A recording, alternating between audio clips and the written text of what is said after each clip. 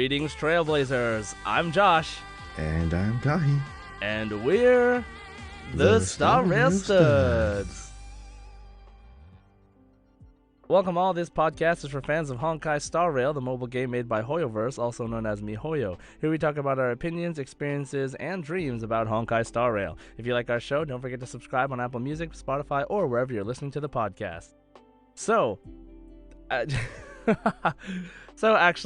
those of you that are listening, welcome. This is actually the Genshin Guys podcast where we talk about Genshin. But today, one of our main topics, our very main topic, is going to be talking about the new game, newly released by the makers of Genshin Impact, called Honkai Star Rail. So, thanks for going along with our little joke intro. Didn't want to confuse you, but we will get into that conversation. This is the right podcast. Yes, you have picked the right podcast. The right episode. Yes. So before we get started, Kahi, how are you doing today? Tired because I have been up all night, past midnight, to play this game. I'm still nowhere near where everyone else is. That's okay. Because I started late. It's not a race. The reason why I started late is because every time I'm programmed to think that game launches are not going to be smooth. That's what American games have done to me. I am expecting it to be buggy. I'm expecting it to not be good when it launches. So I'm like, I'm going to wait. If I hear any bug, I'm not going to play. And you know what? I've heard of no bugs. Nothing. I have heard one slight bug that happened at the beginning, but it was at the very, very beginning, and it was only if you didn't update the game all the way. That's it. And then it was like most people didn't experience that. Like the train would just stay there forever. Oh yeah, you had that, right? Yeah, that's the only bug, but it's actually good. I didn't look at it as a bug. That was a good bug because that loading screen is now like my animated wallpaper in the back. I recorded it in like 4K, and I would just have like a minute and a half of like the train just leaving its star trail pattern as my wallpaper. It looks beautiful. I showed you the picture. I showed you the little clip, right? Yeah, I have the video. That's my background. I love it. Nice. So you were staying up all night playing it, basically. Yep. I was not expecting for it to have this much stuff to do. Even if I didn't want to do like story quests, there's like a bunch of side stuff I can do. Mm-hmm. And even if I wanted to do story, I am nowhere near the end of it. So. Oh wait, we're gonna get to that conversation. Yeah, so you're good. You're tired, right? I'm tired. All right. Well, I'm also tired because I was playing it yesterday. So, I mean, I actually started an Asia account, so I caught it up to see like who I would get, and so I kind of just spent a little extra time on that yesterday. I'll talk about it in a moment, but my main one is the America account. But I'm feeling pretty good today. I really, really enjoy the game. I'm really excited to talk about it. So, hopefully today's podcast, for those of you that are interested, are here to enjoy. Now, I just want to mention that we are going to be talking about Honkai Star Rail today in this podcast episode. It is the main topic. But what's really important to know is that we're not just talking about Honkai Star Rail. We're not just telling you, hey guys, everybody switch from Genshin to Honkai Star Rail. No, they're two totally different genres of game. One is a turn-based action RPG. One is a open-world exploration RPG. And they appeal to two different kinds of people. And now, there's a lot of overlap. There are people who like both, of course, and they're both made by the same company. So we're here today to talk about our experience as prominent Genshin Impact players playing Star Rail, and how does that feel? Like we're going to talk about similarities and differences between the two games, first impressions, all this stuff, because they are made by the same company after all. So, and a lot of companies' style is very apparent between their different games, even if they're totally different, series or genres or whatever. So we're going to talk about that today. I'm really excited for that. Now, in terms of today's other topics, we have our usual weeks in Genshin. We are going to be talking about any Genshin news. We are going to talk about Honkai Star Rail versus Genshin Impact. And then we're going to do our normal community question discussion and the Last Wish segment.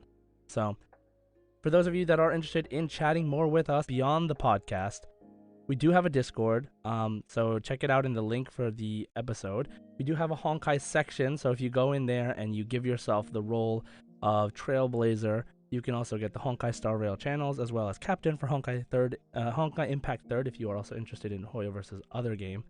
We have a bunch of different discussions in there, advice, screenshot channels, whatever you want to do and hang out with us. and that would be really cool if we saw you there. So just let us know when you join that you came from the podcast. That would be really great. And yeah, we do things like weekly camera contests. We talk about we stream to each other while playing games. It's very fun. So definitely take the time to join us if you are interested. If you're looking for a community, we are here. We are pretty wholesome, mostly family friendly too. So don't worry about any, NSFW stuff because we don't do that in the server. So that being said, let's get started with a little bit of Genshin, of course. So let's start with our weeks in Genshin. Okay, Kahi, so what have you done in Genshin this week? Mostly just the basics. I delved into the Spiral Abyss for a little bit, trying out my most powerful teams. I also finished up the Pari storyline, the Girdle of the Stands. Right, Pari. That one took way longer than expected, but apparently I was already close to the end when I was feeling like, okay, I'm gonna put this on pause. Oh, really? I literally came back in. Okay, I loaded up the game, and I'm like 10 minutes in. Oh, I was actually I was at the end already. Okay, cool. But yeah, it definitely good story. We'll talk about that one later because there's some spoilers. There's like one line of text that was just like the most mind-blowing revelation, and it was just said in passing. So definitely some implications I want to talk about there. But yeah, for the most part, just finishing up the story. I know the new story, the Parade of Providence, is live now. The Fulminating Sandstorm mini event is also live. There's a lot of stuff. I think it is ending though, like very soon. I think so. Yeah. Well, yeah, it was a small little event. But yeah, a lot of stuff happening in game, out of game, all around the game. What about you, Josh? Anything significant you've been doing in Genshin? So I've mostly just done the events. I have streamed a couple times this week. The first two parts of the event, like how typically these events are time locked. So the Fulminating Sandstorms event is getting done soon. So everything's unlocked. I did the whole thing in like 20-30 minutes. It's pretty fast. And then I started doing the Parade of Providence event, and I did the first one, and then a couple days later did the second one, and it is very, very cool. I really like Parade of Providence so far. We'll definitely talk about it next week once everything's unlocked and we have the whole story. But it is a celebration of Sumeru. Every playable Sumeru character is in it so far, and it is really cool to see all the characters interacting with each other. I really, really enjoy seeing characters that we've seen in different parts of the story interact with each other for the first time. I don't want to spoil anything, but it is really fun to watch, and for fans of Sumeru, it is really, really great. So yeah, so I mostly just did those things. I actually was trying to prepare as much as possible for Kaveh and Baiju, who are coming out very soon, and trying to farm the Dendro Hypostasis or the Inquisitor or whatever they need. And I don't know. That's pretty much it, I guess. Other than that, for me, I'm trying to wait because I don't want to farm a boss and figure out that it's not the right boss, and I have no characters that need those materials. Awesome.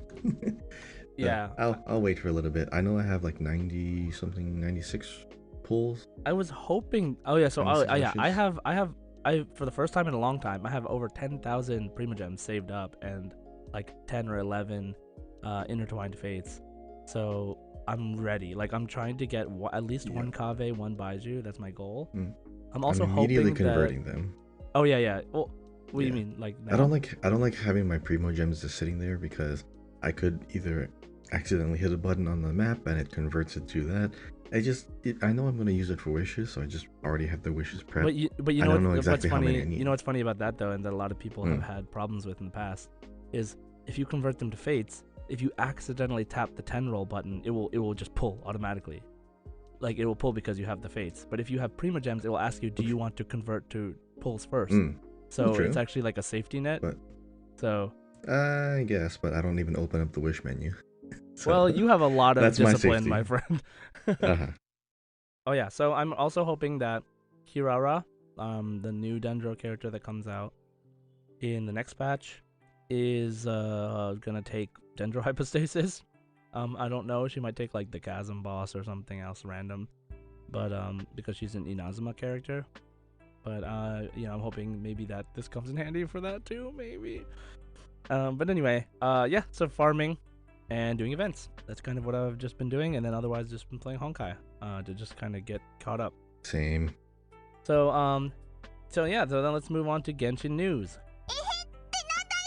Okay, so in Genshin news this week, not too much stuff, but we do have Diluc's birthday, which was April 30th, which is actually today, the day that we're recording this. But the things came out last night for him, like on Twitter. And the Parade of Providence event started, which we already talked about, and it's still ongoing. I don't think it's still all unlocked yet, so definitely by next week we will talk about that some more. We also got on the Genshin social media, we got Baiju's character teaser, and we got the Kaveh character demo. So did you see these, Gahi? I saw the trailer teaser, the character teaser and the story teaser, but Kaveh demo I did not see yet. I only saw clips.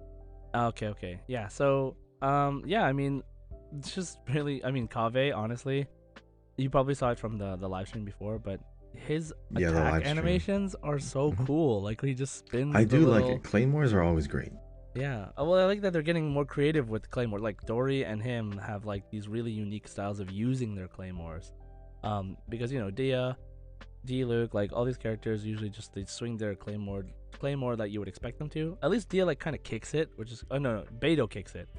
Dia punches it, I think.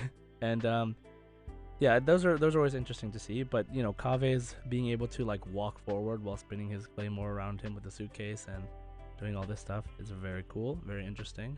So I'm really excited to play as those characters. And yeah, and then we have lastly the Genius Invocation TCG Heated Battle Mode reinforcements. So this is like one of those modes where they kind of change the rules up a little bit. Just to make TCG a little bit more fun and interesting. I actually didn't get the chance to try it out last time, so I'm gonna try it out this time. I really want to try it. I might do it on stream, but Genius Invocation TCG has like come a little bit farther now. There's more characters to use, there's more cards, so I'm actually really interested in kind of diving back into it a little bit. Obviously once like Honkai calms down a little bit, then I'll definitely want to do some extra Genshin stuff. And once the train slows down. Yeah, the train slows down. Once that hype train slows down a bit. Yeah, and like right now it's like there's just so much stuff to talk about. But okay, yeah, so there is that's all the news for this week so far. Nothing huge has been announced or anything like that. But yeah, so with that being said, let's get into the bulk of our conversation today, which is Honkai Star Rail versus Genshin Impact. So, like I said at the beginning, these are two different games by the same company with a lot of similarities, with some differences, and we just want to share with you as Genshin players our impressions of Honkai Star Rail. So if you are kind of on the fence about whether or not you want to play it or try it out, obviously it's free to play, so there's no risk, but it is a time investment if you decide to keep playing it. But of course, if you just want to kind of see it, or you want to understand what you're getting into before you start playing, that's why we're here, to have that discussion. So let's start with just real quick, the major difference between the two games is Genshin, you run around, you can attack things, you can climb up walls. If an enemy attacks you, you can walk around and dodge the enemy's attack. There's a lot of different things you can do like during combat. There's also the elemental reaction system, right? But Honkai Star Rail is a turn-based RPG, so there are turns that you have to take with the enemy for who can attack when. What determines those turns is actually a stat called speed, like one of your character's statistics. And like some characters can have multiple turns before another enemy character can move. So it's not like Pokemon style. Like if you've played Pokemon before, it's not like you attack, I attack, you attack, I attack. It's like sometimes I can make myself faster, so I can attack 2 times before you attack once. So there's those kind of elements to the game, but it is when it is your turn, it is your turn, and you can take as long as you need to plan out your next move, and then you just go through the turns that way. So that's the major difference between these two games. Okay, so you're not running around and climbing stuff. You're not, when you're fighting enemies, you're not able to dodge. You're not able to do all this stuff that you can do in Genshin. And there are also elements, just like in Genshin, and so you can use those elements to attack your enemy's weaknesses, and the battle becomes a little bit easier. There are certain things you can do because of that. So just those things to keep in mind. They have elements similar to Genshin, but the gameplay is totally different. So that's just the main thing I want to get out of the way real quick. So, you know, if you played Genshin and you're like, oh, Honkai Star Rail is by the same people, it's gonna feel different immediately from the beginning. So just keep that in mind. Yeah, I have a metaphor for this. So I came up with a good analogy to compare like combat style, you know, team building and just like mechanics and all that kind of stuff. See, Genshin is like tuning an instrument, whereas Honkai Star Rail is like tuning a machine. You kind of see where I'm going with this? Kind of, but keep going. So Genshin, you are tuning an instrument. And the reason why I say that is because you still play the instrument yourself. You still play it manually. You control the tempo, you control the pace of the game, you control all the combat, you have more freedom of movement. So you can actually play it almost exactly like how you want to play the game. Because you have open world exploration, and a lot of combat happens open world too. All the moves you can use in the world can also be done in the domains and boss battles and stuff like that. Team building's pretty much the same as well. You have your equipment that you can, like, you know, equip with your characters, but then still decide, you know, how to use the effect if you ever want to use it. You basically have way more control over timing, pacing, and movement. Now in Honkai Star Rail, like when you're tuning your teams and your equipment, it's you're setting things up to have an effect happen during combat. So you do not immediately proc the effect or activate it. It's you set these things in place, you put all these, you know, elements into play, and so then you're when the setting time up comes, a lot. it will happen. Right. Right. You are setting up, you are letting things automatically happen. There is, of course, an autoplay feature, which is big. Genshin does not have that. Honkai does. So core combat gameplay is dramatically different. But yeah, you set up Genshin so that you can choose what happens when it happens exactly how you want it to happen. You have more freedom there. Honkai is more, I want to be ready for these situations, so this is what I will do, and I will watch it happen. You sit back and watch things a lot in Honkai, but you still feel engaged because you can say, oh, up next, do this, up next, do that. The ultimate system is actually pretty interesting because once their ultimate burst is available, you can then use it at any point, even though it's not your turn. So I like that. There's still a way to, you know, change up the pace of battle and still have like an active participation in it. But yeah, that's just one thing that I was noticing about how I am planning or how I am setting up combat stuff in the game. But similarities, differences, yeah, different kind of game.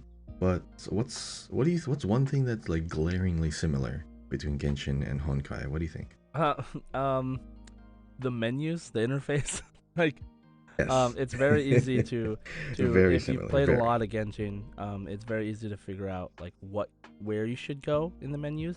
Now, weirdly enough, especially if you play on controller, the way you navigate the menus is kind of weird. It's like a little bit different.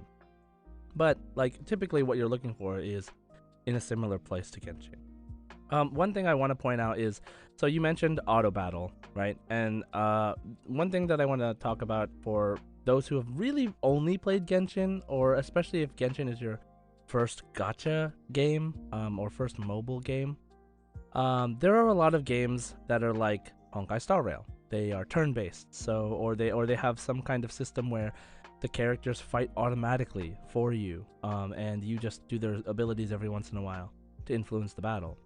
But in the case of a game like Honkai Star Rail, you can press auto battle, and what auto battle does, just so you know, is it will just use abilities and attack semi-randomly. It will just pick for you. Most of the time, it will just prioritize whatever the strongest ability that you have available is, and it doesn't really think ahead for you. It just presses the buttons for you. That's all auto battle does. So the thing is, if you have a really difficult fight, or you have a certain strategy set up with your team, if you press auto battle, chances are you're not going to be able to get the best out of your team. And during difficult fights, auto battle is sometimes blocked. You're not allowed to use it until you've cleared the fight. And even if you have cleared the fight, if it's still a difficult fight, then auto battle will most likely end up with you losing, because the game does involve thinking about what your next move is going to be. So auto battle is really there for you to get through the dailies quicker. And what that means is that there's a lot of fighting that you have to do for materials, and you have to grind, and you have to keep doing them over and over again. And it can become really monotonous if you're forced to choose your abilities for the same fight every time, doing the same thing for a long time. And if you have to do that every day, it becomes exhausting. So you're allowed to do that. Of course, you can do that. You can also switch up your teams to see how it is, like how you can try out different strategies and things. But auto battle helps with when your team is strong enough that you don't have to think about what abilities you're using, and you're just here to battle a bunch of times to get some materials. Auto battle comes in handy. That's kind of what it's there for. It's not there to see how well your machine performs. Yeah, that's an interesting analogy. Like seeing how well your machine performs. You built the thing. You want to see how it works. So you use, when you're testing it, then you can like tweak it and change it all you want. Do everything manually. Watch it. But then once it's fixed, once you've got it to where you want it to be, you just let it run, right? And that's kind of what auto battle is for. So, I remember there was a misconception a lot of the times with auto battle and mobile games, where people think that auto battle is like, oh, you're not even playing the game at that point. Why do you even play the game? But auto battle is not to progress through the game. Auto battle is what you should do once you've already figured out what you want to do with the game, and you've set it up in a way that you can win with auto battle to save time, right? That's kind of it. So that's one thing I want to point out. The other thing I want to point out is that strategy is super important. And what I mean by that is not only predicting not only using your abilities to set yourself up for success, like Kahi's saying, but also one thing that's really, really, really important that I cannot stress enough is matching the type of element of your characters to your enemies. Now, the game lets you do this and decide this ahead of time pretty well. Like what it does is it shows you what kind of elements the enemies have, and before you go into the fight. And if you go into the fight and you don't have any of the elements that the enemies are weak to, I made this analogy like on stream the other day. Imagine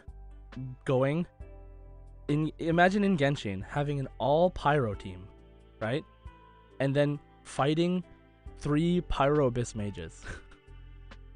You know how long that would take for you to take down their fire shields? That would be excruciating. That's what it feels like in Honkai Star Rail if you don't have a single character to match the type weakness of the enemies, because all the enemies have a shield that keeps them from that keeps letting them attack. Once you break that shield, you can get your hits in. Yeah. So it's technically a shield, but technically not a shield, because what Josh is saying is, yes, you have weaknesses to certain elements, but that specific weakness is not just for like a damage boost or a damage bonus or something, but they have 2 health bars. One is a weakness bar, one is an actual health bar. Even if you don't have the element like that they're weak against, you can still do damage, but their weakness bar does not go down. So you can go through their shield, but you're not doing as much. Right. I guess shield isn't like the best word for it. Yeah, it's still very similar. Like visually, like when I see there's like a white bar saying what their weakness bar looks like, and the red bar for their health. It is actually possible to do damage without using the right element. It's kind of like physical damage being great against almost every enemy in Genshin. But Pyro Abyss mages, you cannot damage them at all if you're using the same element or something else. Now, I think you can use weapons. You can use weapons to slowly bring it. Like you can use weapons to slowly bring down their shield. Like actually, I think that you couldn't in the beginning of the game, but I think they patched that in later because it was impossible. But so basically, you can do it. It would just take you a really, really long time. That's like the point, right? Yeah. So shields do exist in Honkai as well. So enemies can apply a shield. You can make their defense weaker. You can have like an actual shield, which I think is incredibly strong right now. Like if you go into combat, you do actually have to have a diverse team. I feel like you have to have a diverse team of elements. Whereas in Genshin, you can stack an element because they have synergies. Um, do they have elemental synergies No, in Honkai? No, they don't. they Yeah, I don't. never saw that. They don't naturally. There are like light. There are weapons that are called light cones, and there are like some equipment and things that you can use that will make like if you have they'll give you buffs and increased power if you have similar characters of the same type on the team. So like there are moments for that, right? Um, now, like what you're saying is like yeah, having a diverse team is really good, especially for like going through story or going through the content normally. But there are moments where once you know like there's this really difficult boss fight and they're weak to these elements, like you can have like 3 of the same element, 2 of the same element on the team if you know that that is what's going to work on the next fight. But typically you don't know that at the beginning until you've already fought the enemy. So you want to keep your team diverse until you know, okay, I gotta bring a bunch of fire guys to take this guy down. And yeah, there's so much that goes into that combat, but you know, gotta be honest, there are many times where I think, okay, I just froze the enemies. Now, if I hit them with fire, I'm gonna melt them, and I'm like, oh, this isn't Genshin. Yes. You know what I mean? Like, yep, that's a habit that we have Genshin built brain. over time. Genshin brains. It's a habit that you've built over time, and even if you haven't played Genshin, it should make sense. Like, hey, if this is an ice creature, if I use fire, it should be effective against him, like Pokemon, or like an anti like this, or like a counter system. But it's those kinds of things exist, but they're different. So Honkai tries to its best and does succeed a lot at being very, very unique as far as gameplay style. It is actually easy to pick up. Genshin also is to some degree like easy to pick up as well as far as combat and just going in and playing some stuff. But Honkai, because it is turn-based, you're like, okay, I only have a certain amount of options here. Do I hit this guy or that guy? Okay, what move can I do against that guy? Okay, I do that move. Next step. Genshin is like, okay, do I run over here? Oh, how's my stamina? Or how's my like cooldowns? Or like I have to wait 5 more seconds before I can actually do that move again.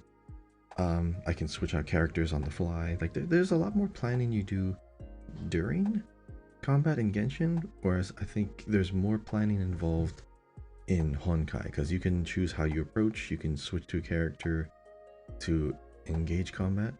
Now, for those of you who haven't played any kind of turn-based or like RPGs or something like this, there's a way to enter combat. It's not just you walk up and you start attacking. It's you can walk up, you can actively avoid the enemy, but you can choose to use a skill to open combat to start the turn by turn, or you can just walk up and then start combat without any kind of advantage. Attacking with the proper element opens the combat with an advantage. So either they will be frozen, either they will be weakened, you'll get an attack boost or speed boost or something like that, depending on what the character you use and how you open up. So there's a lot of pre-planning. Genshin is just you dive right into it, and now you got to be more skillful. Now you got to be more, meticulous, or you got to be more reactive. Honkai allows you to really take the game as slow or as fast as you want. The one thing I haven't really figured out too much is like speed, because I know like what you mentioned is how many attacks or turns I can take before the enemy plays, but like I don't really feel like the speed percentage increase as much. Do you, or am I just playing it wrong? Well, the most I felt it is when I used I have Welt 5-star and used him with Asta, and I was able to slow down the enemies a bunch and speed up my team a bunch, so that even though the enemy's turn was next, I was able to have everybody go twice before the next enemy went. So if you Is there use like a certain speed percentage you have to be at to I see don't that? know the 'Cause math. Like I don't know the math yet, but yeah, like when you that's what's hard. It's hard to feel the difference. so what you can do is you can actually turn on in settings like the speed number, the speed value on the little turn chart on the left, like of every battle. and you can see how much the enemies and get slowed down and how much the teammates get sped up when you do like certain moves and things. So yeah, it might be worth experimenting. I think more people are gonna figure out more about it as we go on. But there's a lot of mechanics in this game that make it really complex when you get to the deeper levels of the game. So it's similar to Genshin. Like you can pick a character with a strong weapon and just like put whatever artifacts on them and do okay. But if you start learning about, okay, well, what is my character really good at? Like, what should I give my character to make them stronger? What's the best artifact effect for my character? Like this stuff. Once you start learning those things and what's important, then you can start feeling more of the strategy that goes behind the game. In Genshin, a lot of the time, it's just about hitting really hard. And in Honkai, sometimes it's about making sure your enemy can't move, or making sure that you break your enemy's elemental resistance thing, the weakness meter, like as soon as possible. Sometimes it's about buffing your teammates. Sometimes it's about debuffing your enemies. So it's really interesting because there are these different classes that do different things. There are people that do shields. There are people that buff your teammates. There are people that debuff enemies. There are attackers. There are AoE attackers. So, getting a good combination of those characters together, depending on what enemies you are fighting, is going to make a huge difference. There are definitely teams that you can generally bring everywhere, but once you start getting into the harder, like one of the interesting things about this game is that it already has an end game set up for it. So in Genshin, a lot of people feel like the end of the game, once you're caught up, what happens, right? And in Genshin, if you're caught up with like we are in Genshin, to the main story and to most of the content, you'll find that at the end of the game, you'll mostly be doing is exploring. You'll be fighting the same dungeons over and over to get artifacts and materials. And there is Spiral Abyss, for those that want to challenge themselves to build their characters to be stronger. Spiral Abyss resets every 2.5 weeks, and it's just you challenging more and more difficult enemies and trying to fight them and defeat them within a certain amount of time. So the goal is always make your team stronger, make your team stronger. Now, this game, similar to Honkai Impact 3rd, one of Hoyoverse's other games, has a couple of modes that at the end of the game really require you to fine-tune your team depending on what enemies you're fighting. Now, Genshin has this, of course, in Spiral Abyss, but how can I explain this? So if you've played Spiral Abyss mainly before, element based. Yeah, it's mainly element based, but in Spiral Abyss, for example, do you remember? Like, I feel like nobody cares about these, but when you go into Spiral Abyss, every floor, every chamber, you get to choose one of 3 buffs for your team, right? Yeah. And sometimes those buffs, like, yeah, they're really important, but like most of the time, it doesn't matter. Like, you just like whatever team you've built up, whatever they have on them, is what's going to determine how much damage you do. But in Simulated Universe and in Forgotten Halls, which is the 2 like endgame-ish content for Honkai Star Rail, those buffs like really matter. Well, actually, I guess Simulated Universe is the one where you get to choose the buffs. So Simulated Universe has buffs like, for example, March 7th, one of the main characters in the game, she gives one of your characters a shield. There is a buff that you can get that when your character gives someone a shield, they also get a shield. So then now all of a sudden, March has her own shield when she gives someone a shield. So now she's that much more useful. And then you can get another buff that gives your characters increased attack damage when they have a shield on. It's like, okay, so now have 2 characters with a shield. And then you can get another buff that at the beginning of every battle, all your characters get a shield. It's like, okay, well then I don't even need March 7th. So it's like stacking buffs, right? Yeah. I mean, yeah. The thing I like about that kind of system is that in Spiral Abyss, you choose new floor. What buff do you want? Or no, yeah, new floor. Chamber, what buff do you want? Do you want it to affect the chamber, or do you want it to affect this one floor? Right. You pick that one, and the next floor, it's gone. If you choose chamber, it's weaker, but it applies to all of them. So it's either one or the other, and it's just one little effect, and then you just keep that. In Honkai Star Rail, it's the same. You choose what buff path to go down. So there's types of buffs you can choose to. There's like preservation, elation, remembrance, and those types of buffs all relate to each other. So preservation, you have like buffs that are revolving around giving you a shield, defense, and HP. However, the more of those buffs you choose as you go along, the game will actually start to change the rotation of buffs it presents to you after each battle. So if you want to keep, investing into the shield buffs, I actually had a series of buffs where like every time I get a shield, my crit goes up. Yeah. And every time I get a shield, it reapplies another overlapping shield. If I get hit and my health actually somehow takes damage, it regenerates a shield based on the amount of health I lost. So I can maintain shield. I can have characters that, of course, apply shield and abuse shields in general. So it dramatically changes and snowballs these effects. So that's much more impactful. I don't know if you. How far in Simulated Universe did you get? Well, I'm still in World 1. Oh, okay. So after that, if you decide to keep investing in the same path, like keep investing in the hunt or keep investing in the types of buffs. In the different types. At the beginning, you can actually choose at the beginning of each Simulated Universe run what path you want to try to spec in, and if you get 3 or more buffs in that path, you actually get an extra element in battle. So, for example, like for the hunt, if you decide to get 3 of the hunt buffs, then you'll have access to a special move that is not turn-based. Like, so you know how your ultimate you can do whenever you want? You'll unlock another move that you can do whenever you want that's based on the hunt. It's going to be based on whatever path you have. So there's one that like will heal your team. It will do AoE wind damage to everybody. It depends on which paths you spec into. So like obviously you haven't gotten there yet, but it actually matters, right? Before I continue, for what Josh is saying, the hunt, characters have like an element, but also like a role. The hunt is like a role of a character, and like the elements are like colored icons. The hunt and like harmony and destruction is like that character's like path or like class.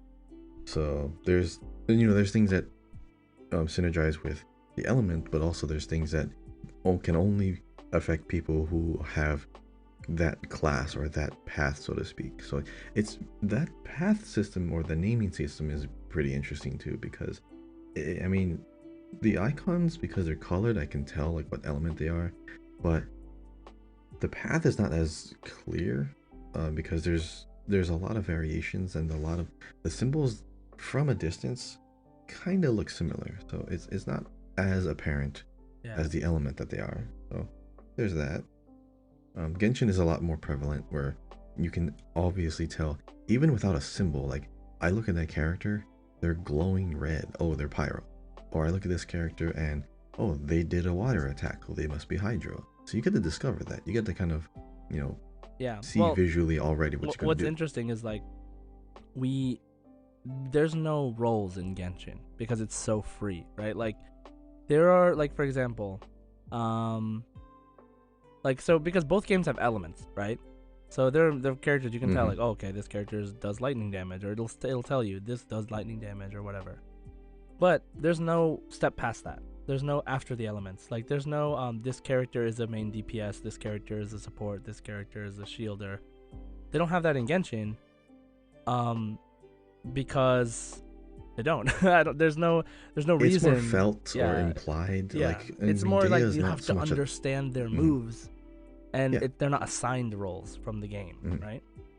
Yeah, Dia's not technically a tank, but she can be, because she does have skills and talents that rely on HP, so she can take more damage, and it literally like will take and redirect damage from that other people took to her.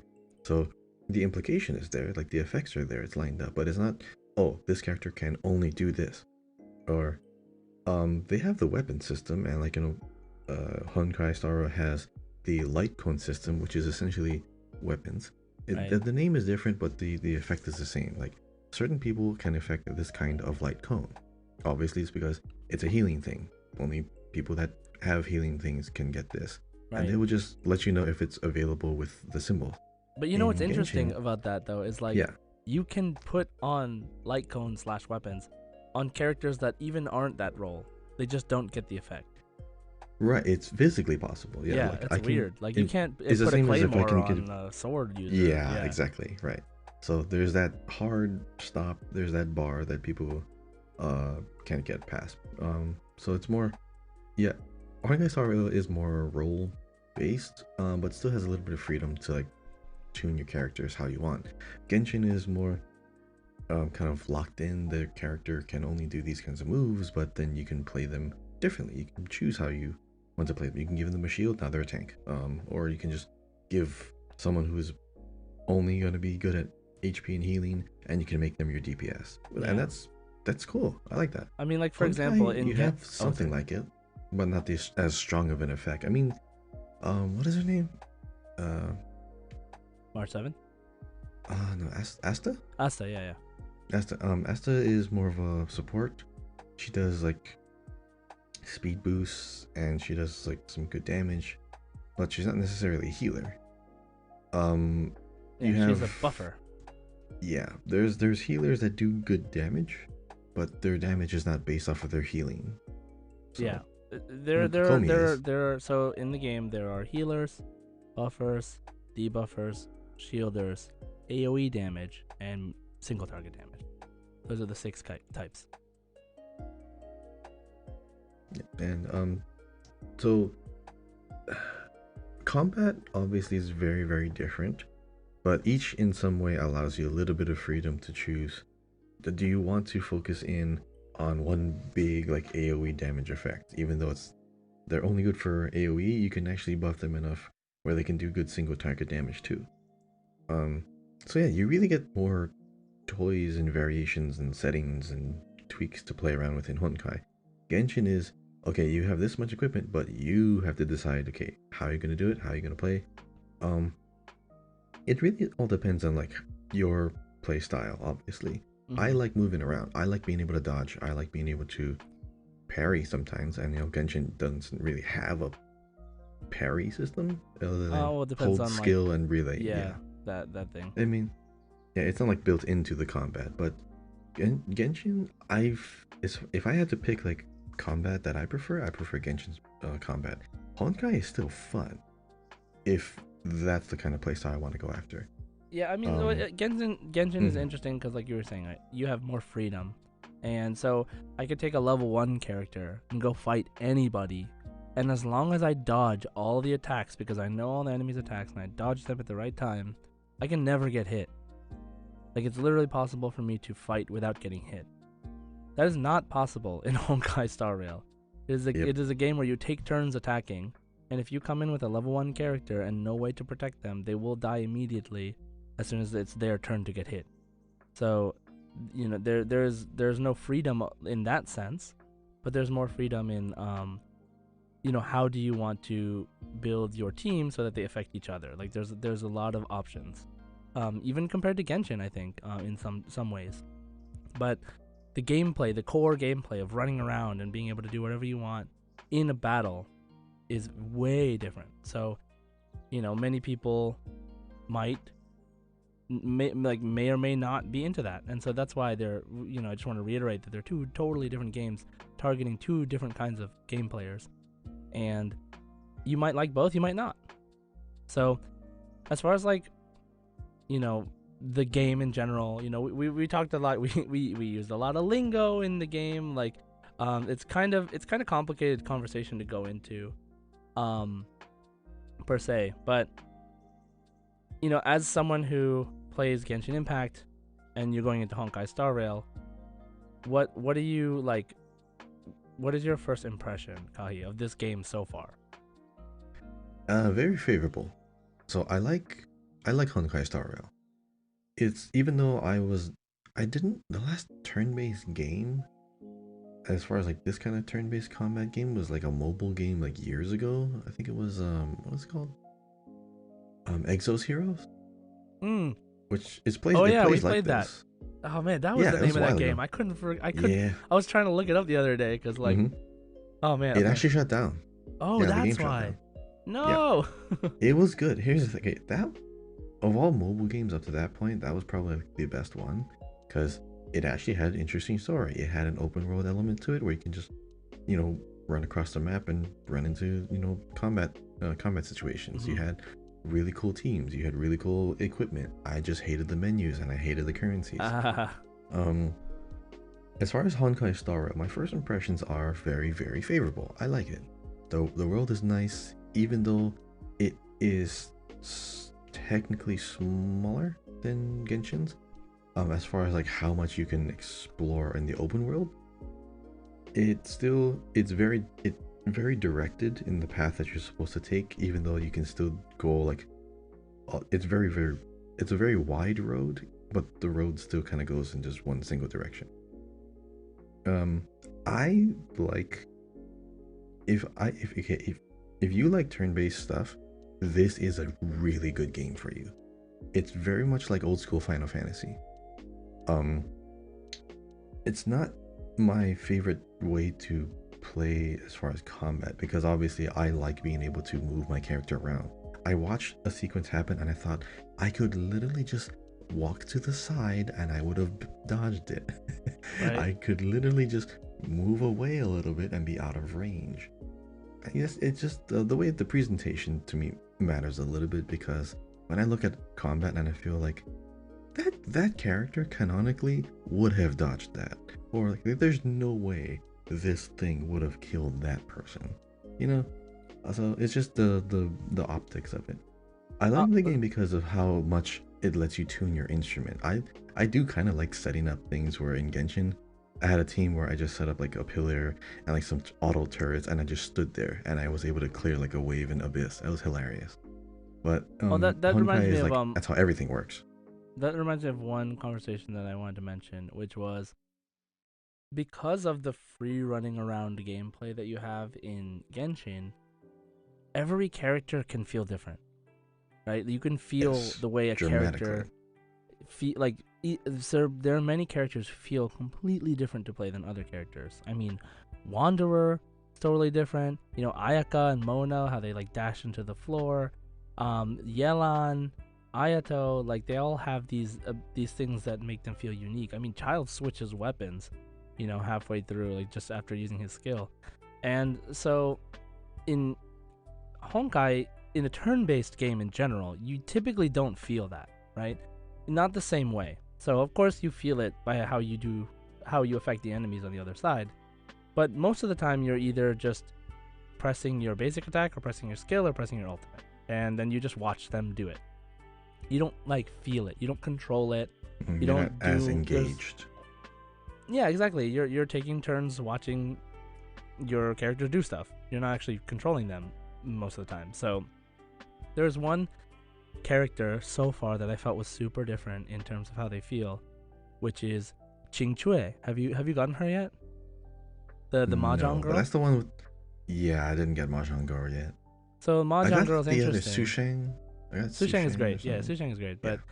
But Ching Chue, what she does is she has a Mahjong board, and whenever she starts her turn, she draws one tile, and if she uses her skill, she uses up a skill point to draw another tile, but her turn doesn't end.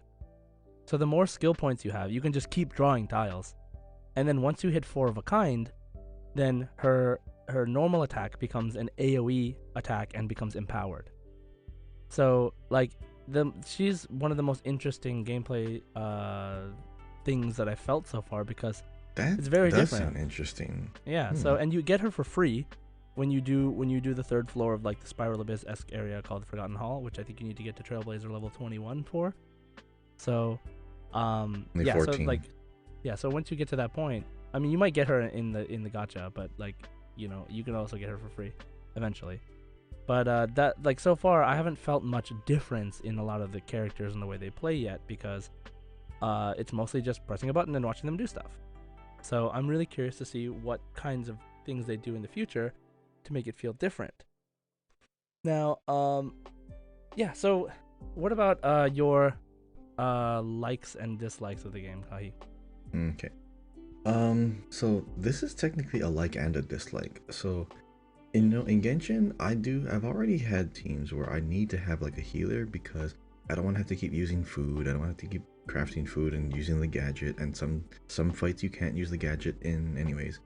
So like a lot of my teams revolve around, okay, will there be a healer for this? Okay, cool. Now I have 3 of whatever I want.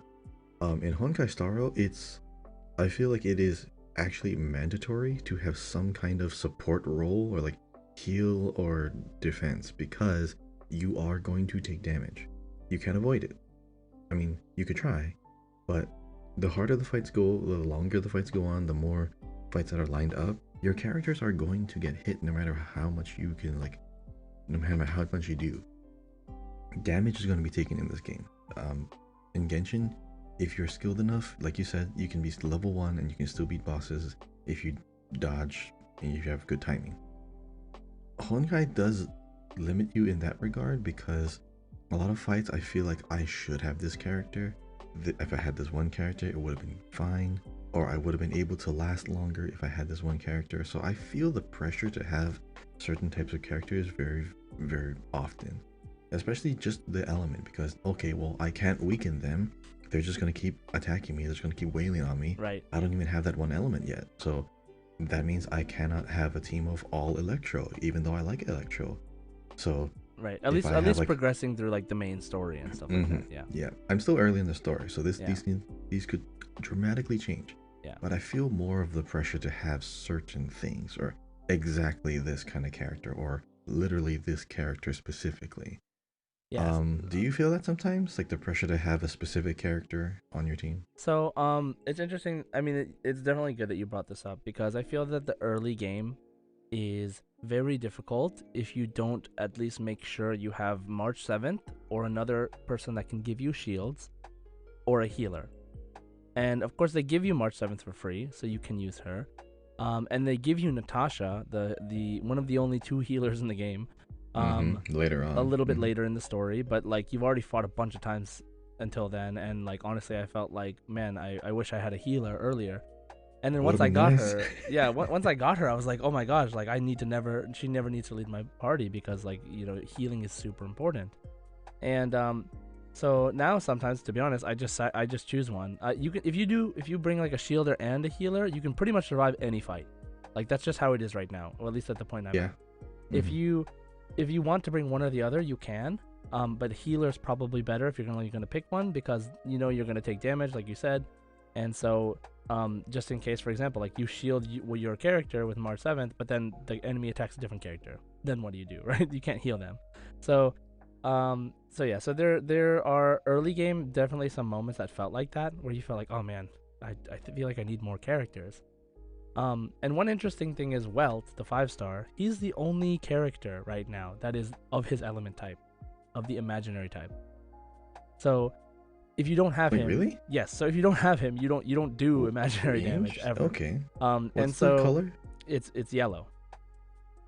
So. Oh wow, yeah, I've never seen yellow element. Yeah. So the thing is, like, the game is very early right now. Okay.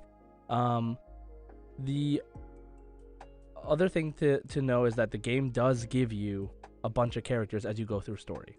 So what I would recommend is just figuring out which characters.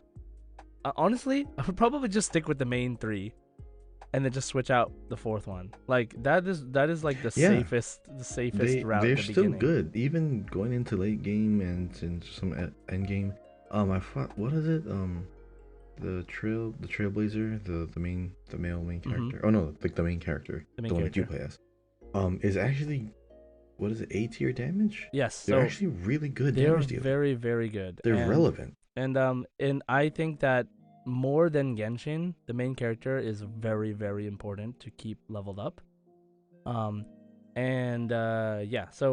I don't know if you know this, Kahi, but do you know in this game that the main character switches elements? Wait, in Honkai? Yeah. Like, you mean what? Okay, so literally the same as your physical damage. Yes. Oh, so you can assume another element. Oh, interesting. Yeah. So at any given moment, you can just switch. Like any given moment outside of battle, you can switch which element you have equipped. So once you finish the first world, you get your first element, your first separate element, and he switches or she switches type too, role. So right now they start as the off tank damage dealer, and when you get through the first world, you get a shielder. Oh no, wait. Yeah, you get like a wait. I believe it is the preservation, which is like the defensive one. So you can become like a shielder. So your main character, if you keep him leveled up, of course you still have to swap his equipment around and re-level his talents and stuff. But they become a very key character, and they're like almost a S tier in like the 2 roles at least that are there so far. So definitely worth making sure that you level them up. And I would say just like it's really hard. It's really hard to give advice with this game. It's really like just follow the meta. like It's so, hard to say don't follow the meta. So this game, and because it's it's so hard to say turn-based follow the meta. and there's Yeah. not a lot of options in terms of characters yet, and it depends on your luck from the gacha for you to even decide what you want to do differently. Like the only fire character that you get guaranteed is Asta, which means that if you ever find an enemy that has fire as a weakness, you have to use Asta. Like you have to, or else it's going to take you a very long time to fight this enemy. And you don't have the healer to sustain long fights, and you don't have a good shielder to sustain long fights. So you basically have to make a lot of these choices based off of what is the most efficient, or else you might just lose the fight. Or to supplement that, what the game will do, I mean, Genshin doesn't do this, but in Genshin, an enemy is a single element type. They will have one type of shield or one type of usually elemental weakness. Usually, yeah. But in Honkai Star Rail, an enemy can have multiple elements that they are weak to. So yes, if they are fire and physical, you can just be like, oh, thank God I have a physical character. Exactly. I don't think I've ever seen. I've never seen an enemy only have one elemental weakness. They always have at least two. So that's rare. Mm-hmm. Yeah. So to help you out, like for anyone else who's listening to this, you can still have your favorite elements on your team, but if you don't actually plan ahead and have a diverse amount of elements, there's going to be certain fights where you're going to be like, I should have done that. I should have brought this. I have another bit of advice. During a fight, you can always just press start and retreat. You don't lose anything. The only thing is you teleport back to the last save point that you went through, the last anchor point. So just keep that in mind. If you accidentally get into a fight, if you start a boss fight or something, and you go, oh no, I don't have any elements to match these enemies, just retreat. It's not worth wasting time fighting the enemies, knowing that it's going to take you forever or that you might lose. Yeah. So just retreat. The only time you cannot do this is in Simulated Universe, because you will end the whole run, I believe. So you will have to start over. Yeah, because you have to choose your characters at the beginning. Yeah, well, you can choose. You can actually change your characters. You can add characters as you slowly go on. Yeah, you'll find out. Yeah, you can still add. From World 2, I'm still there. From World 2, they give you a thing inside the Simulated Universe that lets you add one character from your roster of characters every time you find one of those little download points. Is what they're called. So you can do that, but then you cannot if you lose, your run in the Simulated Universe ends. So you just got to keep that in mind. I mean, as far as like other likes and dislikes, okay, here's the thing. The first night I started the game, when I got to like a certain point, I'm trying not to bring up spoilers, but I got to a certain point and I thought, wow, it actually wants me to use the camera and like take a picture of this moment. Yeah. I'm like, interesting, okay. So I took out the camera and then I'm starting, me, like the moment I start like getting into like camera modes and like, okay, what if I chose this angle? What if I chose this, what if I chose this pose? Like I spent like a good 3 hours in that camera mode in that same area taking like good pictures, and I posted into the Discord just because it is a very big deal. It's the start of your journey, right? I like the camera mode, however I don't like the camera mode, so it's very weird. There's things that I wish Genshin did with the camera mode, and I think you brought this up too earlier, like choosing the idle animation. Like, right. Okay, play idle animation, now I can take a picture of it instead of waiting like a minute or 3 minutes for the right idle animation to play automatically. And I like that. What I don't like is the watermarks. You can turn it off. Yeah. I know, but the thing is, I like having them on. The point of having them on is because, like, my name is printed on it because people know I took the picture. You know how people online are. They're going to take the picture, they're going to say, hey, look what I did. Right. Or Right. they're going to take the picture and they're going to do something weird to it. Um, in Genshin, the watermark is small, it's out of the way, but still there. And it looks actually like a really good little addition. In Honkai Star Rail, it's so big, it takes up so much space. Even if I didn't want the logo, of course I can take the logo off, but I want my user ID on there and my name. It takes up such a big part of the picture that it's so distracting that I have to turn it off. And now, of course, the picture is not even watermarked. I wish that I could adjust that, but Mm. that's just a small thing. Maybe this is a personal thing. Yeah. I Well, think it's good. maybe in the future. I mean, it seems like Hmm. they've brought a lot of feedback from Genshin into this game without putting it in Yeah. Genshin yet. So Hmm. yeah. The camera mode's good. Yeah. I think what is it? I don't know if I like the filters or not. The thing about the filters is that what I noticed is when you take a screenshot with a filter on, it lowers like the file size, so it's like compressing it a little bit, so you're losing detail. Mm-hmm. If you don't have a filter on, it's just like a raw image. It's a bigger file size. So the filters are also good, but I don't know if all of them are necessary.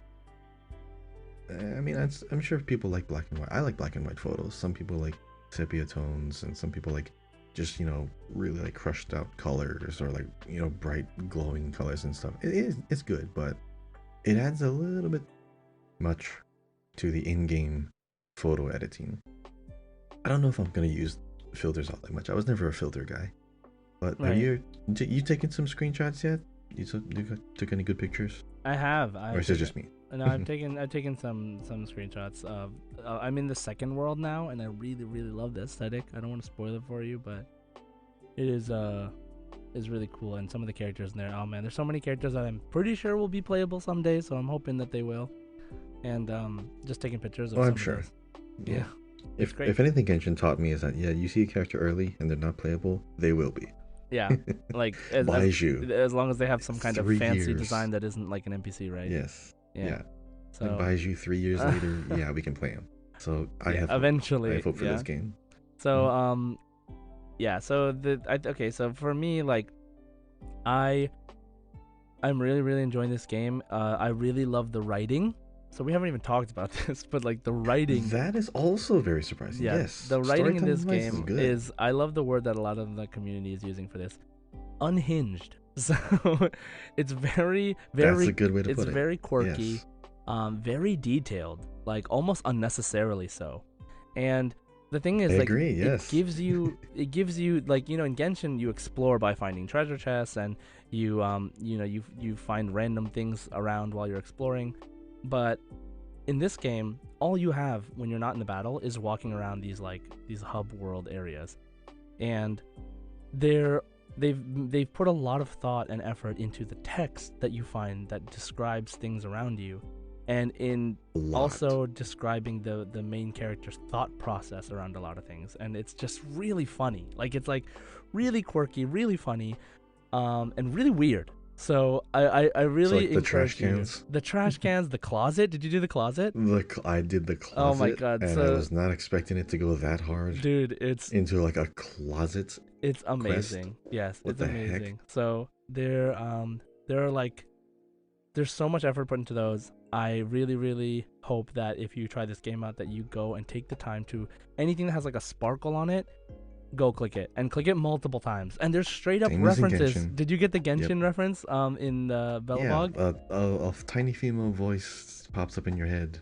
Like, let's explore this area later. Yeah, exactly. For some reason, it pops up in your It's head. so good. So there are references to Genshin, there are like pop culture references, there's just so much. Fight Club. Oh my God, Fight Club. That's so funny. Wow, that was such a blatant reference too. Right? Like, it They're like wasn't the even first a rule thing of that Fight they would Club. have said. Yeah. What is the other reference?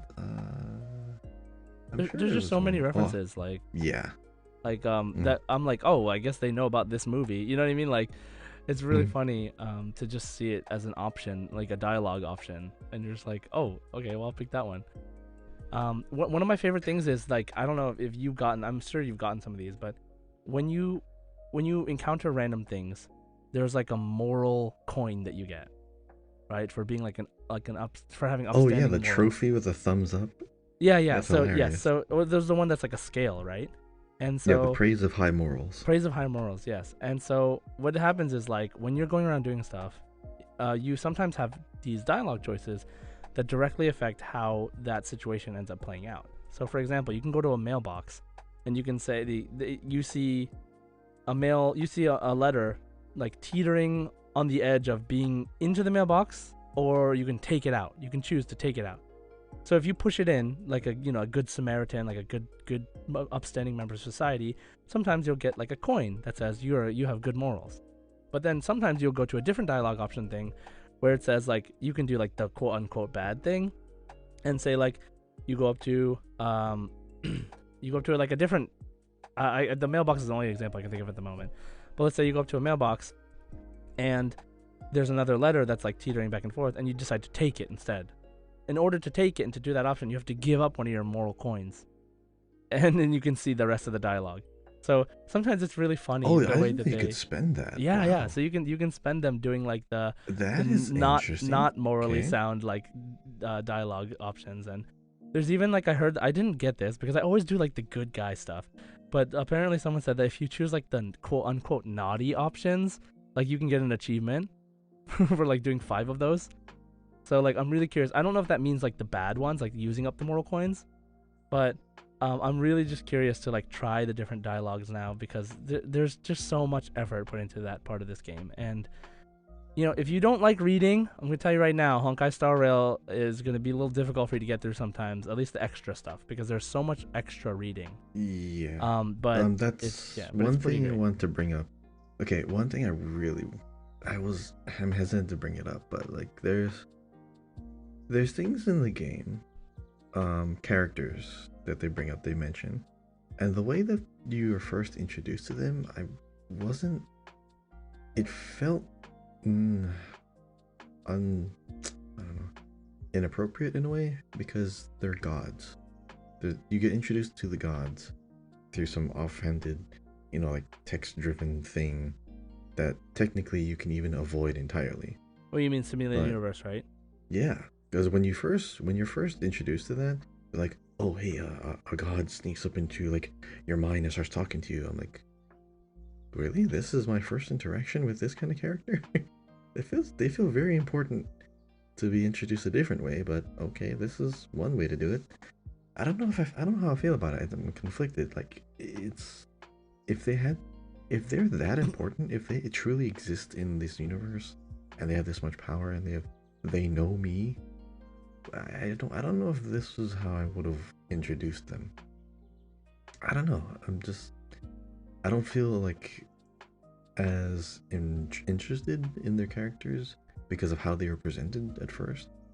Like the one you were introduced to, like one really big character during the cutscene for like a brief moment, which is like one of those characters. Yeah, Nanook, the destruction god. Yeah, and I'm like, okay, that's cool. But then everyone else is just like, oh, here's like a still image and some text on the side, So and they're okay, I so don't know. this is during simulated universe, and Hmm. I had the same feeling when I played the beta. I even wrote it in the feedback. Like I said, is this like the final version, or is there gonna be like a cutscene or voice acting or something? Like I don't get it. And then I realized that this is completely intentional, and that this is just a style that they use for simulated universe. Because like once you start playing more simulated universe, it starts making more sense why they chose it to be this way, because there's a lot of dialogue, and it's like simulated universe. Like you're not meeting these characters more or less. Like there is their version of a simulation, and there's still a chance you can meet these characters in the future. But the thing is that this is definitely intentional because they do this in Honkai Impact Third also, and it's just a style. So it's like a visual visual novel, like text adventure based Mm-hmm. style thing. Yeah. And there are other events that happen in Simulated Universe, like Pixel World, like you find yourself in a video game. Like there's like kind of like random Yeah, quirky that was weird weird. things that are also just text based. So I think that's just the nature of Simulated Universe specifically. So I also felt weird about it at the beginning, but I think you get used to it. But there are probably many other people like you that think, like, and me, that when we first do it, you're like, wait, isn't this like really important? Why am I just seeing this like this way? So, yeah, I Yeah, don't, I can't I'm a really say fan of anything, good but storytelling. yeah, I'm a fan of good storytelling. I didn't feel like if I had to judge it purely on a storytelling basis, I probably wouldn't rate it that high, but I understand it's a style and there's more implications about why it's this style later on. Maybe oh, they're trapped in this universe. I don't know. Maybe they're actually not the real ones, or this is just like a lore or hint or like some speculation of what they could be, or I don't know. But it just I like stories that show you, not tell you. Like if I have to read like everything that's going on the screen and I don't actually get to see them happen, I don't really feel the impact. So, I mean, this is I'm gonna bring up my other game that I play a lot as as Destiny. comparison in Destiny 2. There was a moment where some character died off screen, and I did not like that. There was a point where the character you saw the aftermath of the thing that was just written in like a page of text and lore, and then the whole story begins after that. And Hmm. I'm like, we should have seen that. This is years of build up or like of being like introduced and aware of this character, and they die in like a page of text, and then the new story happens, and oh hey, by the way, so this is what happened after that. I did not like that at all. So things that have to be told should be shown. Like if you're gonna be doing a lot of text, there's stories that could be text and they could be great, like the trash can text. But ironically, it's a trash quest, so it doesn't have to be that important anyway. You So got the you're profile okay picture, with right? that. The The the trash trash can. can? Yeah, I think it did. nice. But yeah, presentation matters, storytelling matters, because if it's important enough, like what is the phrase? Aesthetic is narrative. How they present it to you is how they want you to see it. Hmm. If they wanted me to see it like this, I feel like it doesn't seem or feel as important as it should be. Yeah, Um, yeah, it's just but it's yeah, just I like different. the Yeah. narrative overall. The main story is good. There's like characters that have, morally gray areas. You have people that you get introduced to, like, oh, this guy is not that good. Turns out the guy's great. Or this character looks cool. Turns out they're not. So yeah, it's still I wanna very I wanna versatile talk to you cast. again once you finish the first world because I feel like your perspective on a lot of things is gonna change. I feel like it is. I mean, Yeah. again, I'm early, but these Early are early impressions. first Yep. Yep. impressions, right? So of all the one, if I had to boil it down to like one of my favorite things about the game, stamina. I don't have to worry about running out of stamina. I can just sprint like infinitely. I like Yeah. that. I can't jump or climb, but unlimited Yeah. I mean, stamina is it's nice. so funny that the unlimited stamina is a thing because like because in Honkai, it's just one way to get from one place to another before you get to another battle. But in Genshin, like walking around the world is what you have to do. Like that is the only way to do things. So it's really funny because people talk about like having infinite stamina, but like you can't have stamina in this game. Like if you had stamina in this game, it wouldn't make sense because you're just walking to get from one point to the next so that you can actually do a Yeah, battle or you can do a it's an story. unnecessary mechanic for this Yeah, kind of gameplay but style for the way that you traverse yeah. the world. So it's funny because like people go back to yeah, because people go back to Genshin and they're like, oh, stamina. But I understand that it's a cool mechanic. You can build off of it. You can use stamina as part of your combat. Right. And of course, there's tall mountains that you can literally climb. So if you have infinite stamina, climbing a whole mountain all at once Yeah, it's not a big seems a deal little anymore. broken. Yeah. Yeah, it diminishes like the actual like exploration and movement in the game or the Right. importance of it. Yeah. So just thank goodness there's no stamina in this game. But yeah, so as far as like what do you hope to see in this game from this game in the future, like your dreams about Honkai Star Rail, like what Ooh, do you okay, want to I see? love this question. So the reason why I love this question is because Honkai Star Rail is the perfect foundation and excuse to do crossover events and like dive into other universes. Because who says Fortnite's the only game that you can have Master Chief and Kratos and Rick and Morty on the same team? Like you can totally do this in other games.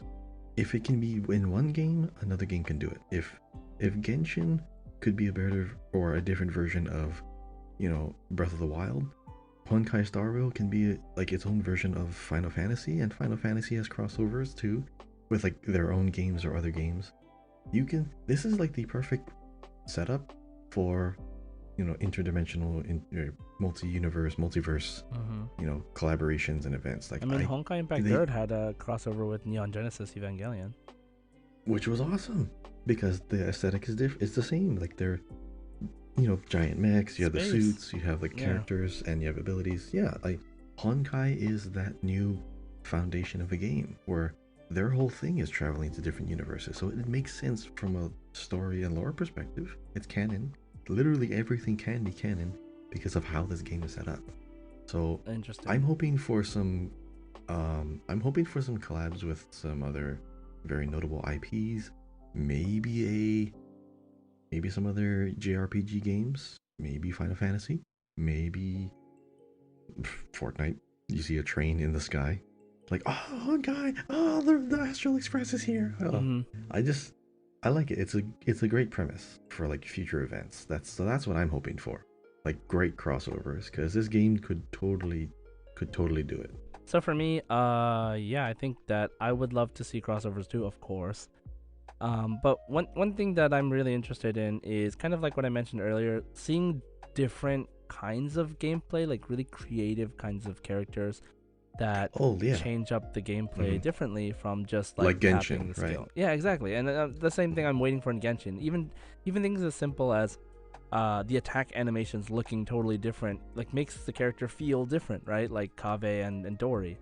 And then characters who have elemental skills that let you fly or let you do things like run around or whatever. Like, I think that's so interesting. We didn't even mention the techniques before going into a battle in Honkai. But I think those help to make the characters feel different as well when you're walking around on the overworld map outside of a battle. But I would like to see more characters that just really give you a different way to battle or a different way to play the game. So we'll see. I'm just, there's so much, like I'm okay. One thing that I'm really interested in for Honkai, I'll pretty much end this conversation with my thoughts on this, is that I want to see what Honkai feels like once I'm caught up. Right? Like once I'm caught up, how much maintenance does this game need? You mean like attention? Yeah. Like, so I know that much... dailies can be done with auto battle, to use up all your like quote unquote resin type stuff. And then you can do, there are weekly bosses that you do just like Genshin that you can only do up to 3 times. And then there is also like the Simulated Universe and Forgotten Hall, which reset every once in a while. So I think Simulated Universe resets once a week, and like they're supposed to be much harder as you get to the higher levels. So what is the gameplay going to feel like? What is the game going to feel like once you've finished all the side quests, all the main quests, and you're just walking around looking for stuff and fighting enemies for materials? Like, what is the game going to feel like then? And how many people will still be playing it by then? That's what I'm really curious about. I hope the game goes for a while, but we'll see. What about you? Do you have any like final thoughts on like the Honkai Star Rail vs Genshin Impact? First impressions, it's an excellent game. It probably has the smoothest launch that I've experienced in recent memory. Because like I mentioned, I was not actually going to play day one because I just had this small inkling feeling that, there's going to be a queue, there's going to be some bugs, I don't want to make progress and have it reset, because I was telling people that you weren't going to play this game because that's what you told me. Yeah, I was not planning to until I kept seeing that, wow, this is a really smooth game. They had a launch show, which is actually unusual for some games too, because they just like scrambling and launch the game, go, just get it out there, and then it's horrible, and then you have to wait for like a couple months to do some patches. That's the thing about like a lot of American AAA games lately, is because they're so schedule based and so heavily dependent on release marketing strategies instead of actually game strategies, gameplay, investment, and development, it seems to be more important to get the game out on time and in a certain condition just to start getting a revenue stream or like getting a cash flow rather than spending the actual time to make a good game and release a good game. Because the reception is way better. You have if you lose a big initial player base at the very launch of your game, it takes a very long time and an incredible amount of work to get them back. And so, I mean, one of the big things Star with this Rail is Genshin, it's just better. It's free to play, right? Like Yeah. anybody can join it. What was really funny about the launch show was that the game launched. Like the launch show was supposed to be 30 minutes before game launch, up until game launch, and then they decided to launch the actual game. Like you could sign into the server and everything, like an hour early. So people were already playing during the launch show, and I think a lot of people didn't watch the launch show because they were already playing. But the thing is, it was smart because the people that did watch the launch show, that weren't playing yet, or people that had thought, like me, I thought I was gonna play after the launch show. I think it helped to stagger the people coming into the game, so it wasn't everybody trying to sign in all at once. And but even without that in mind, the game had basically no problems launching, like even on day one. So I think a lot of people were like, I played that first day. I played what like a 9-10 hour stream like on Twitch. So it was, and it didn't disconnect me or anything like that. So it was great. It was fantastic. See, that's unusual. That's unheard of. I'm not used to that. So Hoyoverse quality, man. This game, yeah, that's Hoyoverse for you. So this company really has my trust. I know that they're gonna do some stuff that maybe I don't agree with at first, but maybe I'll eventually find out why. There's a plan. I can trust this company. I know they're not doing. They only have like interest in making a good game. I can tell. I know they make quality games. I know they have heavy investment into the narrative and to all kinds of gameplay styles, not just my own. I don't like it when a game tries to pander to me, or like when a game tries to like appeal to something else just to make you want to play the game. Like if it's a good game, I'll play the game. If I like the story, I'll play the story. I mean, Destiny 2, I'm already this far invested. I just need to know how the story ends, and then I'll say, hey, I mean, because even Bungie, those guys that make Destiny 2, they're already planning new games later. Yeah, I'm interested in those, but for now, once I'm done with Destiny, I'm good. I can just play something else. I bounce back between Genshin and Destiny right now, so I mean, Destiny's in like an off season. I might go into just Honkai and Genshin because there's enough content to be satisfying for hours, days, months. Yeah, and maybe I'll just hop Honkai is back. the kind of game that it really benefits if you just take your time with it too. I know a lot of people are racing. Like it's not a race. Like many people are trying to race through it, and I understand the need to, or the want to get through the story as fast as possible to not be spoiled, because that's kind of my motivation. But you know, the slower you take it, the more you like see all these little extra things that we're talking about, the more fun the game is, the more of an impression it leaves in a lot of cases. So, you know, if rushing the story, if you don't even read the story and you just rush through it and you want to like get to the character building, that's fine too. Like, you know, the game is really, really robust when it comes to the combat. So if that's what you're in it for, that's great. But yeah, the game is great, and it will continue to evolve, just like Genshin. Man, Genshin at launch wasn't perfect either. It was so good, but like it's so much better now. Like it's just a better game now. There's so much more in it. And so I'm really excited to see where Star Wars goes. Before we end up, I know there's a person in our Discord that was bringing up like, oh, they feel like really bad because they can't invest all the time into like all the Genshin events, because there's actually a lot happening in Genshin still. There's a whole nother crew over there too making the game, and there's this new Honkai Star Rail crew.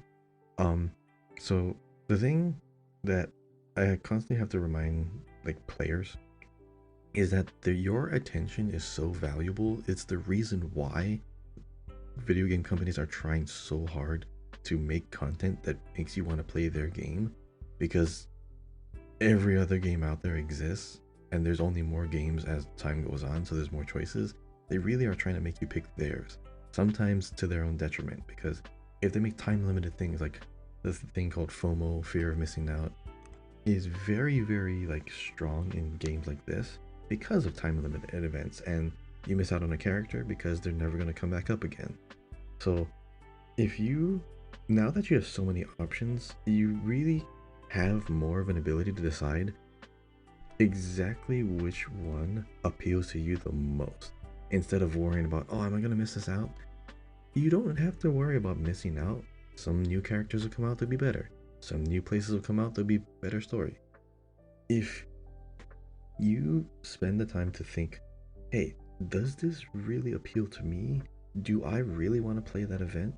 If you really want to play it because you see that it's going to be fun, yeah, that's what you invest into. If you start thinking of, oh, I have to do this now, or it's a chore, or this is a job now, you're not going to have fun. So you probably shouldn't be doing that anyways. So try to really tune your expectations of, what am I going to be the most satisfied by? I would recommend doing that first.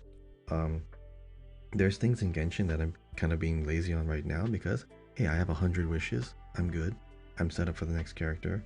I don't have to do every single event because once I'm done, I'll hop over to Star Rail. Once I'm good with Star Rail, I'll hop back over to Genshin. I have a diverse, even though it's only 2 games, these 2 specific games are diverse enough where I can play however I want in either game. I don't have to play everything of every game. That's too much. Right. That's a little much. So basically, it's worth a try. If you're interested in the game, the combat, the setting, whatever interests you about it, it's worth a try because you know that it is going to be quality. Because if you play Genshin and you enjoy Genshin and you like Genshin, it's quality, then it is the same company. So it's worth a try. It's free to play. If you don't like it, you can drop it. It's totally up to you. There's no risk. So either way, if you want to have discussions about it, you want to talk about it, feel free to join our Discord where we talk about it all the time. The link is in the description of the episode. And yeah, there's going to be a lot to talk about from now on. So, but this is a Genshin podcast, so we will talk about our regularly scheduled Genshin programming, starting with our next section, which is the community discussion question. Is that okay, Kahi? Yep. Okay. So, last week our community discussion question was, what darshan do you want to join and why? And we talked about last episode the Sumeru Academia. So, we talked about all the different darshans. If you didn't actually listen to that episode, I recommend listening to that first so you know what each of the darshans is. Or check out the wiki because we talked a lot about that. So, Kahi, what darshan would you want to join?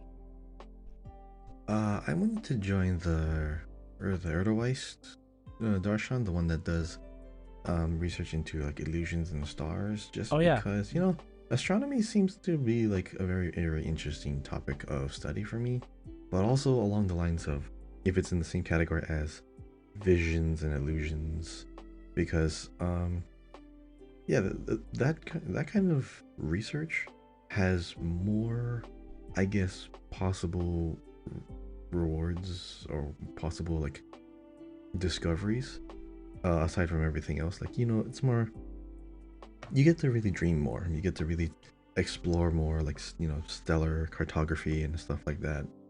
I know I like stars. I mean, in real life I'm not an avid astrologist or astronomer or anything like that, but in a game where this kind of thing and this kind of universe exists, if I were to exist in the academia, I would probably think that the stars are more interesting than anything else going on, because there's more of a connection to heavenly celestial beings and the world of Tivat. So I'd probably go into that one. Nice. And what about you? What darshan would you join?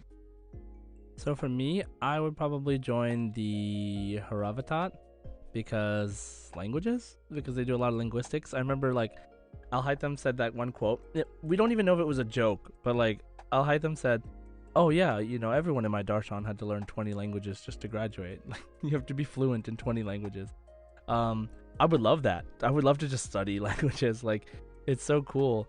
For those of you that know, I studied Japanese in college. I studied Chinese. I lived in Japan. I speak Japanese. And I've learned so many different phrases and things about other languages that I sometimes think that I wish I could just learn every language so that I could just speak to everybody. I even thought about it sometimes, if I had a wish from a genie, one of my wishes would be to be able to speak, read, write, and understand every languages, including any language that is invented from now. Like that was like a wish I had planned for a long time, and I would love to do that. And so Haravatat having this linguistics section, I would love to be part of that. Okay, so let's hear from everybody what darshans you would be a part of from the Discord channel. Okay, so Kave Kinney says probably Kasharawar. It's cool. Yeah, that sounds about right because Kave is from Kasharawar, the architecture one. Paimonyaka says Haravatat because it relates to what I do for a living. I don't think I would be able to because Alhaitham said in a quest you need to speak 20 languages. I'm missing 17 right now. Same. Insignia says I'm probably Kasharawar no matter how you slice it because former engineering major, currently IT major. I do have interest in other subjects like psychology that would probably fall under other darshans, but at the end of the day, I'd apply that knowledge to technology. So, Tanari with wings says Amurta darshan for sure.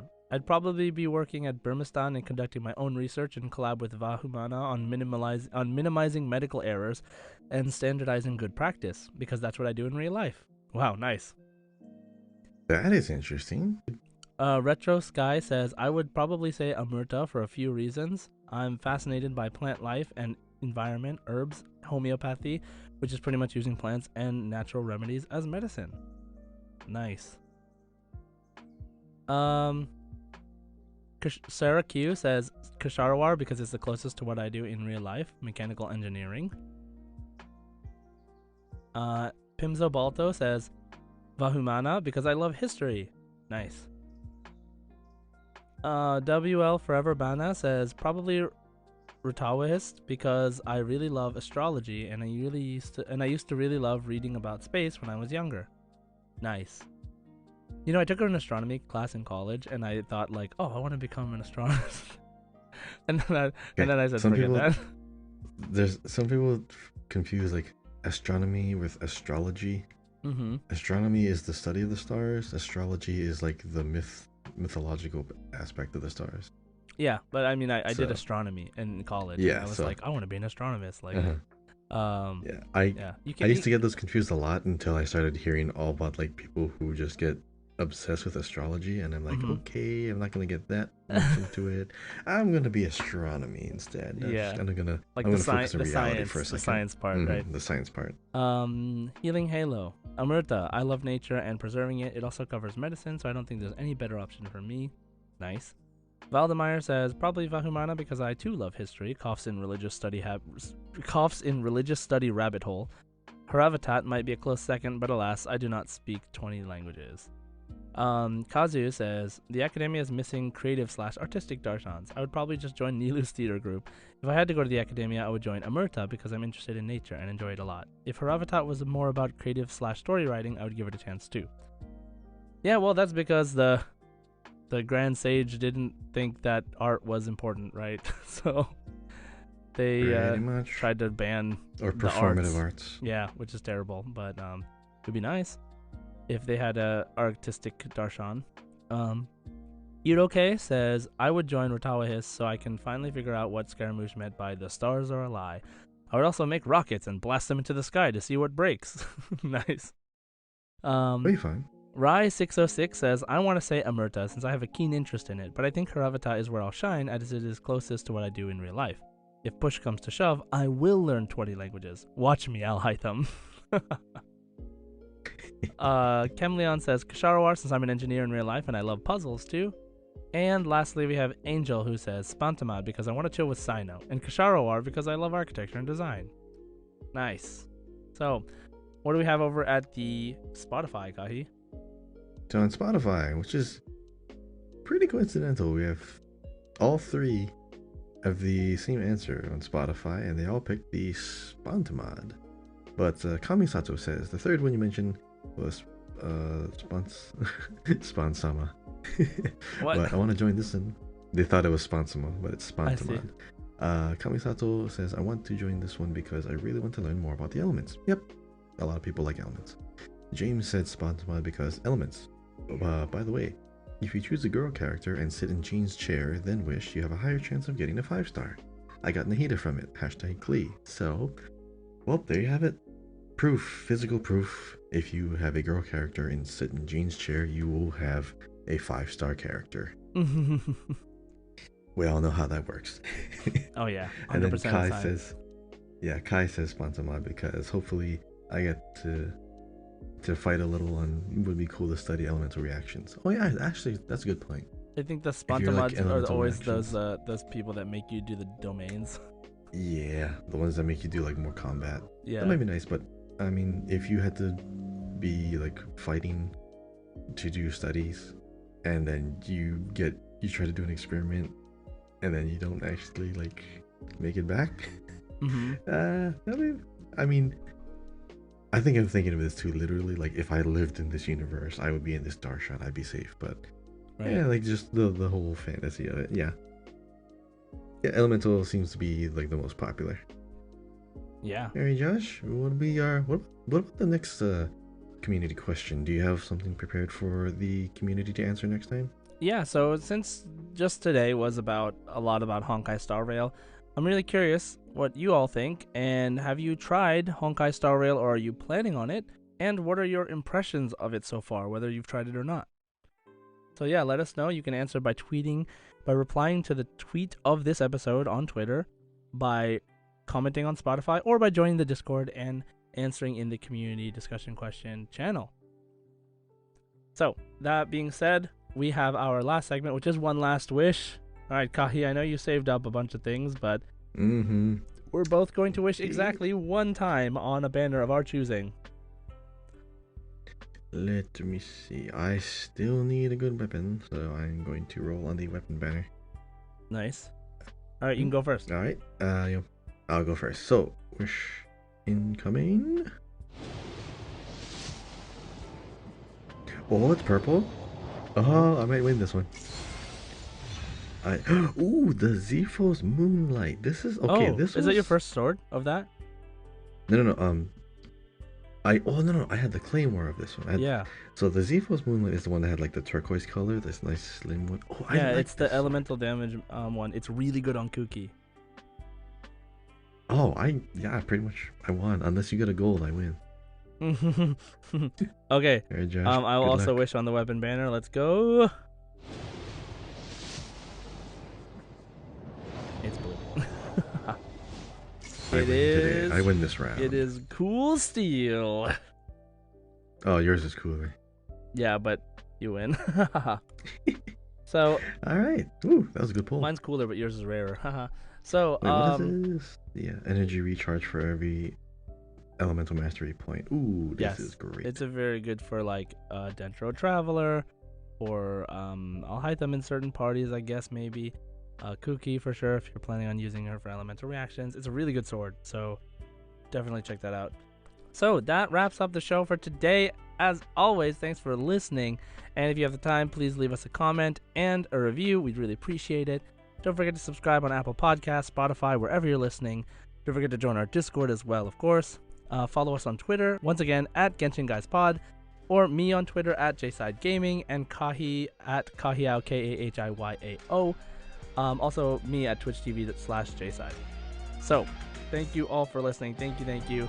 And as always, Add Astra, add the sauce. Oshitoshi o mezase. Enjoy.